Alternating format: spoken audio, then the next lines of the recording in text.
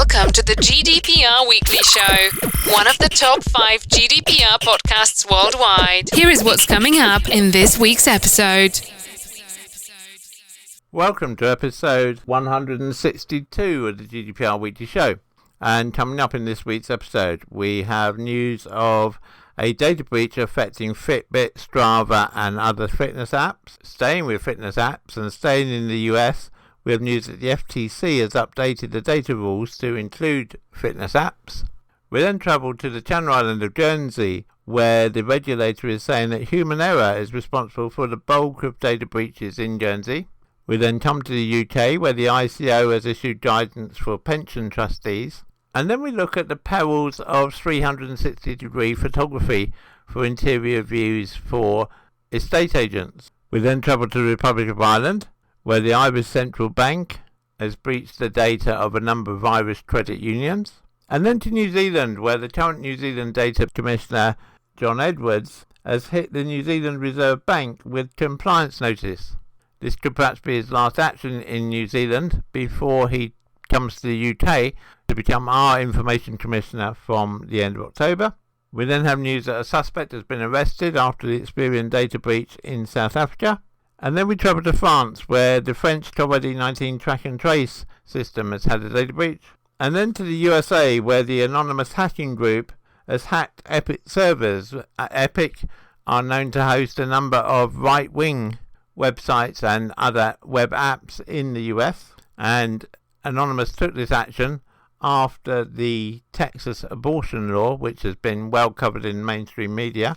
Remaining in the USA, we have news that the United Nations data breach is continuing to cause problems. And then returning to Europe, we have the ongoing saga of the Standard Contractual Clauses following the Schrems II ruling. And then finally this week we return to Ireland, where the Irish Civil Liberties group has been deeply critical of the Irish Data Protection Commission, saying that the Irish DPC acts as a brake on effective GDPR implementation in the Republic of Ireland.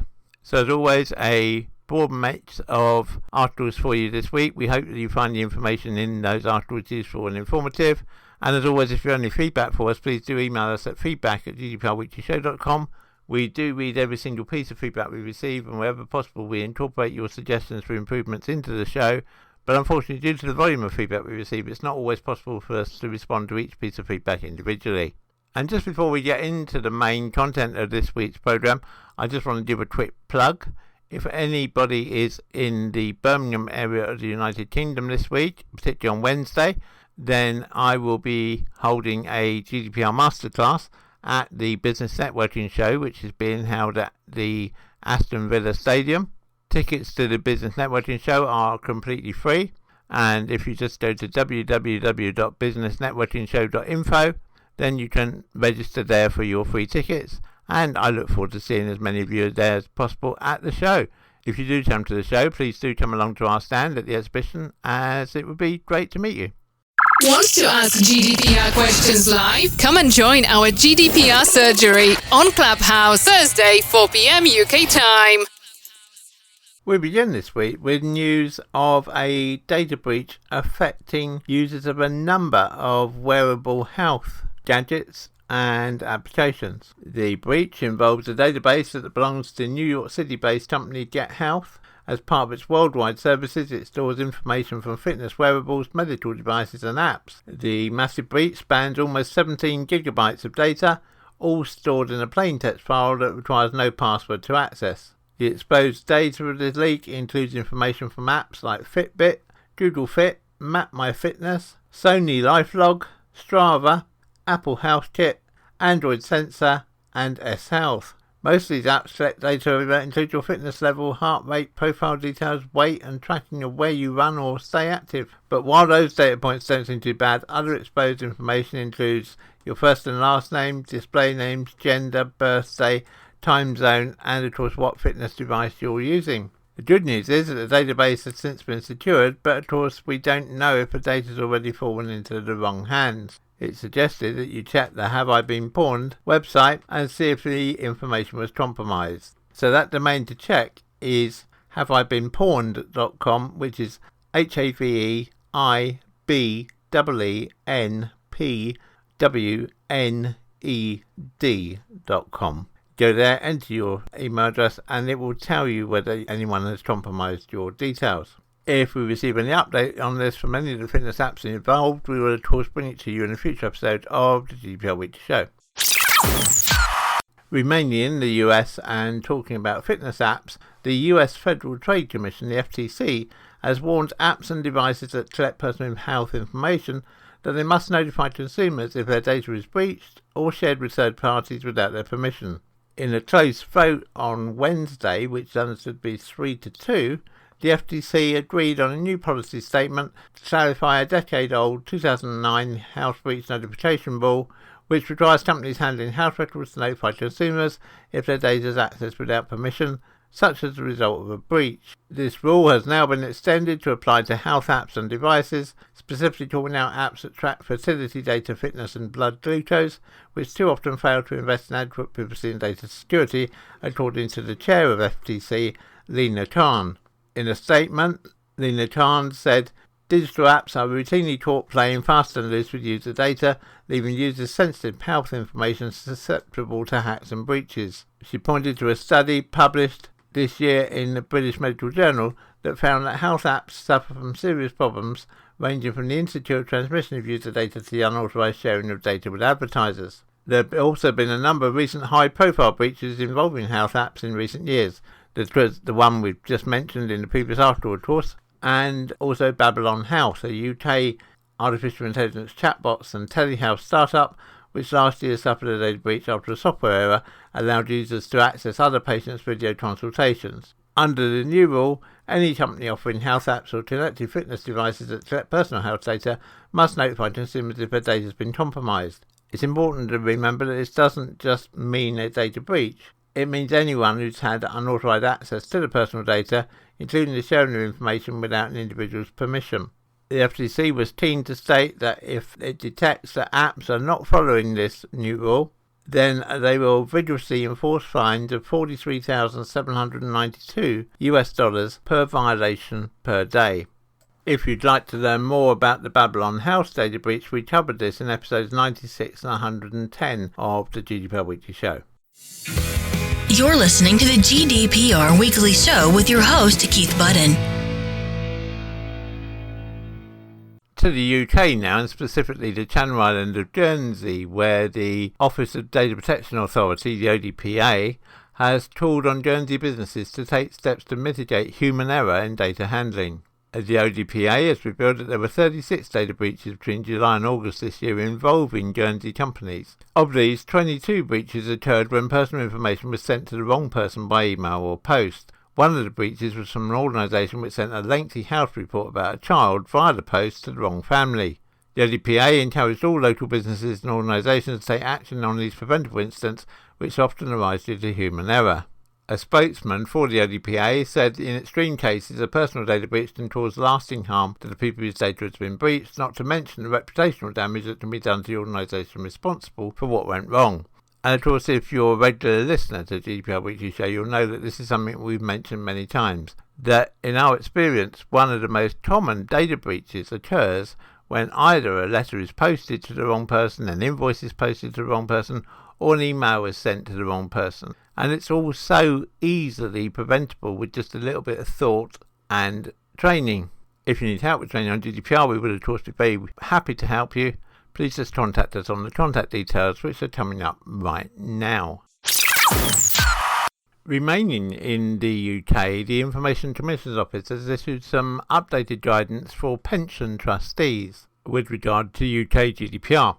It recommends that pension trustees should conduct a data audit and impact assessment to identify what personal data is held by the pension scheme, who that data is shared with, and what security processes the pension scheme has in place. Provide members and beneficiaries with a fair processing notice setting out the legal basis upon which the trustees controlled and process personal data. Giving data subject to this information is a requirement under UK GDPR, and a key consideration for pension trustees is the basis upon which they control and process special category data, i.e. health or sexual orientation information, or even, of course, trade union membership, particularly of dependent beneficiaries, e.g. those who have been named by the pension member on their expression of wish form, because, of course, until the member actually becomes deceased, the trustees don't have a direct relationship with that person or persons who are on the member's expression of wish form. And so you can't use consent as your reason for holding that data about those people. You need to find another of the legal basis to do so. The ICO also recommends that pension trustees implement a data protection policy to set out how the trustees would comply with UK GDPR, including how they would notify data breaches and demonstrate accountability for compliance. It's recommended, of course, that the trustees also review third-party contracts with data processors, for example, might be the scheme administrator, to ensure that they themselves are UK GDPR compliant, and also implementing UK GDPR training for pension trustees, which is a key requirement under UK GDPR. Now, if you're a pension trustee, you might be thinking, how on earth do we get this underway? Well, we can help you with all of that. So if you would like us to help you with that, specifically if you're a pension trustee, then please do email us at pensions@insurety.co.uk. That's ensurety.co.uk, and one of our pension specialists would be delighted to help you. Contact us on helpdesk@gdprweeklyshow.com. Remaining in the UK, but turning now to estate agents, there's a growing use of 360-degree internal reviews of houses to give prospective buyers a better impression of what a property looks like inside, and of course reducing the number of needs for people to visit houses in the COVID era, so that there's less concern about COVID being either brought into the house by a visitor or indeed the estate agent, or someone in the house having COVID and the estate agent having to curtail viewings of the property until the isolation period has ended. That's all well and good, but the introduction of 360-degree photos brings a whole host of GDPR issues, because there could be photographs of children or other relatives of the householder.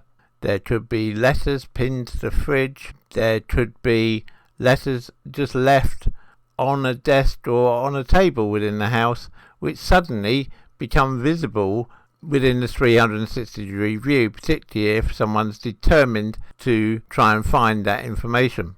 Now, of course, all of this is avoidable. It just needs some careful thought when conducting the 360-degree photography of the property. But as we've received a number of queries about this to our help desk in the last few weeks, we thought it was worth mentioning here on the GDPR Weekly Show to bring it to the attention of estate agents across the UK and across the EU generally. We may well run a special feature in a future episode of the GDPR Weekly Show about how to best protect property when a 360 viewing is taking place, so that the chances of a breach of GDPR are minimised. Want to ask GDPR questions live? Come and join our GDPR surgery on Clubhouse Thursday, 4 p.m. UK time. To the Republic of Ireland now, and it's emerged that credit union executives were not told by the central bank that their personal details had been wrongly handed over to a third party until more than 2 months after the mistake had occurred. The central bank, which regulates the credit union sector, wrote to about 50 credit unions informing them that the names and home addresses of chairpersons and chief executives had been mistakenly disclosed to a third party. The breach has raised security concerns around those affected. The letter, seen by the Irish Times, said the breach occurred on April 20th on the foot of an information request by an individual, but was not reported to the Data Protection Commission until May the 20th. The letter informing affected parties was dated June the 24th. The central bank told the credit union officials that it requested the report containing the central bank told credit union officials that it requested the report containing the personal information be deleted by the recipient. It received confirmation that this had occurred on May the 19th, and the Data Protection Commission was informed the following day. The regulator is required by law to report data breaches without undue delay. In a statement, it said it identified and contacted impacted data subjects as soon as possible where it was possible to do so. It apologised to all parties affected and said it would take all necessary steps to reduce the likelihood of it happening again. The Irish League of Credit Unions, the ILCU, expressed concern over the breach, which also involved dates of birth, and said there were fresh concerns over the requirement on local credit union executives, many of whom are volunteers, to hand over PPS numbers. In a statement, it said the ICLU has written to the head of registered service at the central bank to convey the concern towards among volunteer officers and chief executives of the credit union sector, and in particular in light of the fact that credit unions will soon be required to provide the PPSN of beneficial owners for the purposes of the register. The ICLU has requested a copy of the Data Protection Impact Assessment as it relates to the decision to process the PPSN of beneficial owners for the purposes of confirming their identity, as it does not appear to be necessary or proportionate to process the PPSN of beneficial owners in the current circumstances. We have also sought a copy of the privacy notice with respect to the register and assurances with respect to the safeguards in place to protect the personal data on the register. The central bank said the selection of PPS numbers will commence from the fourth quarter of this year. It added that it was very conscious of the necessity to ensure the protection of all personal data under its control. You're listening to the GDPR Weekly Show with your host, Keith Budden. To New Zealand now, and perhaps in one of his last actions before leaving New Zealand to become the new UK Information Commissioner, John Edwards says an independent review carried out by KPMG into the Reserve Bank gave him no option but to issue a compliance notice under the new Privacy Act, which came into force in December last year. He said the review by KPMG revealed multiple areas of non-compliance with Privacy Principle 5. Principle 5 of the New Zealand Privacy Act states that organisations must ensure there are safeguards in place that are reasonable in the circumstances to prevent loss, misuse or disclosure of personal information. Failure to follow a compliance notice risks a $10,000 fine. The Reserve Bank Governor Adrian Orr said the Privacy Commissioner's findings are consistent with the findings and recommendations in the KPMG review. We accept these findings and take full responsibility for the shortfalls identified in our systems and processes. Mr. Orr added, "We have a detailed programme of work underway to address these. This work started shortly after the data breach through our Business Services Improvement Programme, which continues to be a key priority for us here at Central Bank." In December 2020, a file sharing service called FTA, File Transfer Application, was breached. It is operated by a US company called Acelion, which the Royal Bank of New Zealand used to share files with its customers, who include retail banks and insurance companies. The issue of cybersecurity was raised in May 2020, initially in a confidential Royal Bank of New Zealand report called Digital Services Consultation for Change, with a forward by the bank's then Chief Information Officer, Scott Fisher, who left the bank in June this year, calling it a personal decision. The report included that there was high operational risk due to technical obsolescence and underinvestment in security across many of the core technology platforms. John Edwards said that he was pleased to see the positive way that they've dealt with the aftermath of the attack. Contact us on helpdesk@gdprweeklyshow.com. To South Africa now, and the Hawks arrested a 36-year-old suspect in Gauteng on 15th of September following an investigation into a data breach at Experian in August 2020. The South African Banking Risk Information Centre announced that Experian, a consumer credit reporting company, had experienced a data breach exposing the personal details of millions of consumers in South Africa. Experian initially concerned it experienced a data breach which exposed some personal information of as many as 24 million South Africans and 793,749 business entities to a suspected bad actor. It released a statement saying its system has not been hacked, assuring customers that no financial data had been compromised. However, personal information was leaked, including consumer addresses, ID numbers, names and occupations. Our investigations indicate that an individual in South Africa purporting to represent a legitimate client fraudulently requested services from Experian, the company said. The services involved the release of information which is provided in the ordinary course of business or which is publicly available. We can confirm that no consumer credit or consumer financial information was obtained. Our investigations do not indicate that any misappropriated data has been used for fraudulent purposes. It added that its investigations showed that the suspect had intended to use the data to create marketing leads to offer insurance and credit-related services. In a statement on Wednesday, the SAPS said that it alleged that Experian entered into a contract with the suspect, who purported to be a certain Tebogo Mogagosha, a director of Talis Holdings. The agreement gave the person access to the personal information held by the credit bureau of millions of people. The suspect then proceeded to download approximately 23 million personal data records and 727,000 business records. The suspect had then attempted to sell these records for about 4.2 million rand. Consequent to his arrest, the suspect was due to appear in the Palm Ridge Magistrates Court on the 15th of September on charges of fraud and the contravention of the Electronic Communications and Transactions Act. to France now, and it's understood that hackers have attacked the Paris public hospital system and nabbed the personal data of approximately 1.4 million Top ID 19 test recipients. The incident compromised contact information, social security numbers and test results, as well as contact details for the health workers who administered the tests. The system targeted was a file sharing service that was used only for a brief time to transmit information to the National Top ID 19 contact tracing system, which was experiencing technical issues at the time, and as a result only testing data from mid-2020 has been compromised. The French National Agency for the Security of Information Systems and the French data watchdog CNIL have both been notified, and the latter has launched an investigation. It's worth noting that this is the second incident impacting French Top ID 19 data in recent weeks, as earlier this month the breach of a pharmacist platform linked with the track and trace system in France led to the exposure of test results and personal data of 700,000 individuals. If we receive any update on either of these from CNIL,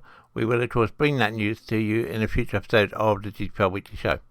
Want to ask GDPR questions live? Come and join our GDPR surgery on Clubhouse Thursday 4 p.m. UK time.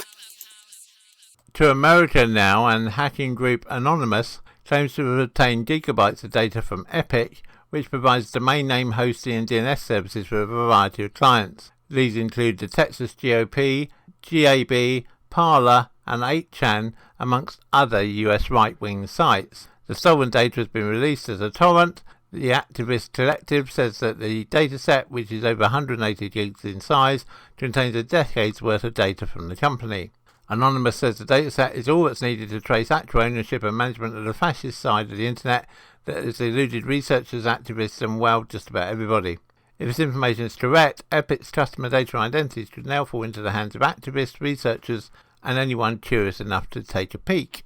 Epik is a domain registrar and web services provider known to serve right-wing clients. Anonymous's activities began with what the group calls Operation Jane after the Texas Heartbeat Act was signed into law this month. This is the restrictive abortion law which allows private individuals, not necessarily government bodies or the police, to enforce the 6-week abortion ban. According to the Act, any Texas resident can bring a civil lawsuit against any person who performs or helps to perform an illegal abortion and claim at least $10,000 in damages. Anonymous says the data includes all domain purchases, all domain transfers in and out, all whois history unredacted, all DNS changes, all email forwards and catch-alls, payment history but not credit card data, account credentials for all Epik customers, hosting, anonymized VPN, Epik internal systems and servers, and Epik's GoDaddy logins. It's also understood that among the dataset are various SQL databases which contain information relating to Epik customers. If we receive any update on this from Anonymous or Epik, we will of course bring it to you in a future episode of the GDPR Weekly Show. Way back in episode 127, we brought you news of a data breach by hackers at the United Nations. This week, the United Nations confirmed that attacks tied to this breach are still continuing. The data breach appears to stem from an employee login that was sold on the dark web. The attackers used this entry point to move further and further into the United Nations networks and conducted reconnaissance between April and August this year. Information gleaned from this activity appears to have been put to use in further attacks, with attempts made on at least 53 user accounts. It's understood that the hackers bought this original login for just $1,000. CNN in these states has reported that multiple security firms detected the data breach and attempted to warn the UN about it, but the UN claimed that it had already detected the breach and was taking steps to mitigate it before it was contacted by any outside parties. It's understood that the Amuja account that was originally compromised did not have multi-factor authentication enabled. The Amuja website says that the service added that option when it moved to Microsoft Azure in July this year, which of course was a little too late in the UN's case. The UN of course has a unique need for cutting-edge cybersecurity, given it's one of the world's prime targets for hackers and that it fields regular attacks from advanced operators. It is perhaps therefore surprising that it was using systems without multi-factor authentication as late as July this year. In 2018, Russian hackers thought to be state-backed attacked the Organisation for the Prohibition of Chemical Weapons in retaliation for its investigation into the use of a nerve agent for a political assassination attempt against a former spy living in Salisbury in the UK. The UN data breach highlights a particular measure that is too often overlooked, yet it's a simple fix. better management of employee credentials. Even without multi-factor authentication in place, the initial breach would not have happened if the accounts of former or inactive employees were routinely disabled, and regular scanning for the appearance of leaked credentials on the dark web can cut off damage from breaches that compromise the accounts of current employees, as can regular attempts to change passwords. You're listening to the GDPR Weekly Show with your host, Keith Budden. One issue that continues to be raised with our help desk is the use of Standard Contractual Clauses following the Schrems 2 case, which we've covered in depth here many times on the GDPR Weekly Show. Taking the UK first, since early May this year, the ICO has been working on bespoke UK Standard Contractual Clauses to facilitate transfers of personal data from the UK to third countries since the introduction of UK GDPR. In the meantime, it said that parties could continue to use the old EU Standard Contractual Clauses as their transfer mechanisms. On August the 11th this year, the ICO published a draft International Data Transfer Agreement and a draft UK addendum to the new Standard Contractual Clauses for public consultation. It recommends that all references in the Standard Contractual Clauses to GDPR should be replaced with references to UK data protection laws. The supervisory authority should be the ICO, and disputes arising from the new Standard Contractual Clauses, including legal proceedings brought by the subject, must be resolved by the courts of England and Wales. But because the UK addendum has not been finalised or formally adopted, the ICO's public consultation period closes on October the 7th, the old Standard Contractual Clauses remain the only contract-based transfer mechanism that has been blessed by the ICO. As a result, until the UK addendum is finalised and approved, companies seeking covered transfers from the EEA and the UK to third countries will need to implement both the new and old Standard Contractual Clauses. The other country which has an issue with this is Switzerland. On August the 27th, the Swiss FTC announced that it will recognise the new Standard Contractual Clauses as a basis for the transfer of personal data to third countries, with a caveat. The new Standard Contractual Clauses must be adapted and or supplemented as necessary in specific cases to account for the application of the Swiss Federal Act on Data Protection, the FADP. To determine the necessary adjustments to the new Standard Contractual Clauses, the FTC instructs Swiss data exporters to take the following steps. Determine which laws govern the transfer. If personal data is transferred from Switzerland to a third country and there is no link to GDPR, i.e. the personal data transferred relates to only Swiss residents and not EEA residents, then the data transfer is subject solely to the FADP. Otherwise, the data transfer is subject to both FADP and GDPR. If the data transfer is exclusively subject to the FADP, modify the new Standard Contractual Clauses to specify this. In this instance, the new Standard Contractual Clauses must be modified a number of ways for an additional annex, including, for example, by listing the FTC as the competent supervisory authority and specifying that all references to GDPR are to be understood as references to FADP. However, if the data transfer is subject to both FADP and GDPR, decide whether to include both transfer mechanisms or apply the GDPR standard for all transfers. Under this scenario, the parties may either use two separate transfer regimes, one for transfers under FADP and one for transfers under GDPR, or implement GDPR standard for all data processing, including transfer. Taking the latter approach, they requires modifying the new Standard Contractual Clauses to, among other things, provide for parallel supervisory authority between the FTC and the EEA authority selected in Clause 13 of the new Standard Contractual Clauses. Regardless of which law applies, the parties must supplement the Standard Contractual Clauses with an annex specifying that the term member state must not be interpreted in a way that excludes data subjects in Switzerland from the possibility of suing in Switzerland for their rights over their personal data. Want to ask GDPR questions live? Come and join our GDPR surgery on Clubhouse Thursday, 4 p.m. UK time. To Ireland now, and a new report from the Irish Council for Civil Liberties has accused Ireland's data protection watchdog of pulling the brakes on the enforcement of the EU's GDPR. According to the report, the Irish Data Protection Commission is the GDPR's worst bottleneck, as many tech companies including Apple, Facebook, Google, Microsoft, Facebook and TikTok all have their European headquarters in Ireland. The DPC is the lead authority on many crucial data protection cases, but for the Irish Council of Civil Liberties, it's felt that it's falling short of its task. In an open letter, the NGO singles out Justice Commissioner Didier Reynders, urging him to start an infringement procedure against Ireland for failing to enforce GDPR.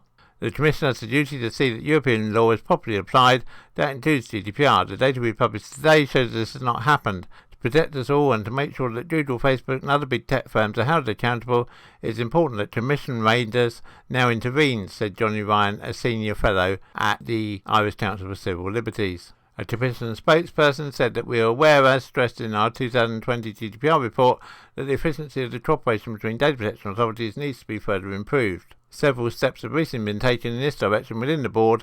The Commission continues to closely monitor the cooperation in cross-border cases, the representative added. It's recognised that right across Europe, one of the problems is that a handful of countries, such as France, Germany, Ireland, Luxembourg, Netherlands, Spain and Sweden, receive more than 70% of total complaints about data breaches. The report found that EU countries continue to increase the data protection authorities' budgets, but at an increasingly lower rate. The German authority alone accounts for 1/3 of entire EU spending on GDPR.